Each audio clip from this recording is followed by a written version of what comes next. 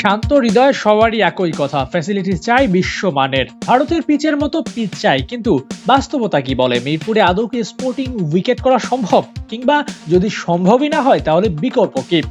একে একে সব উত্তর দিচ্ছে। প্রথমত, মিরপুরেই ভালো উইকেট বানানো সম্ভব। আসন্ন বিপিএল এর উইকেটই 200+ স্কোর করা সম্ভব।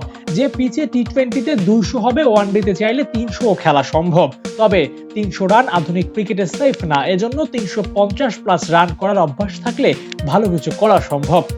যদি হরহামেশা 350+ রানের ইনিংস চান, তাহলে মিরপুর নির্ভরতা কমাতে হবে। সাধারণত দ্বিপাক্ষিক সিরিজগুলো বেশিরভাগ সময় খেলা হয় মিরপুরে, আর তাই মিরপুরের পিচে খেলে অভ্যস্ত হয় ক্রিকেটাররা। খুব ভালো হলে 260-70 রান করতে দেখা যায়, আর সেই বাদে বিপত্তি। 260-70 রানে টার্গেট দিয়েও ম্যাচ জেতা সম্ভব। ম্যাচ জয় পাওয়া গেলেও রিয়েল কনফিডেন্স পাওয়া যায় না। ফেক কনফিডেন্সের কথা প্রায় সময় শোনা যায়, যার গোড়াপত্তন হয় এই মিরপুর থেকেই, যার দরুনে 350 রান করা কিংবা চেস করা দুই দিকেই কষ্টকর। যদি এই ভরাডুবির পর সবকিছু ঢেলে সাজাতে চান, তাহলে সবার আগেই পরিবর্তন করা দরকার মিরপুরের পিচ। সেই সাথে সাথে চট্টগ্রাম, সিলেটে নিয়মিত বড় দলগুলোর সাথে খেলা উচিত।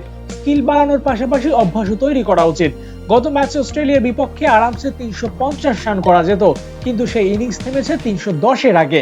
যে পিচে 400 করা যায়, সে পিচে যদি 310-20 করেন, তাহলে ম্যাচ তো জিততেই পারবেন না, বরঞ্চ নাকানি চুবানি খাওয়াটাই হবে নিত্যদিনের কাজ।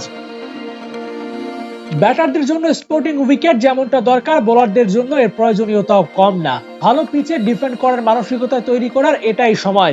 লম্বা পরিসরে কাজ করার আগে পিচ নিয়ে কাজ করাটাই হয়তো হবে প্রধান কাজ। সেই সাথে অ্যাওয়ে সিরিজেও গুরুত্ব দিতে হবে। ভারত পার্শ্ববর্তী দেশ হলেও বিশ্বকাপের আগে টাইগাররা শেষ কবে ওয়ানডে খেলেছে সেটা মনে করতেই যেন হিমশিম খেতে হয়।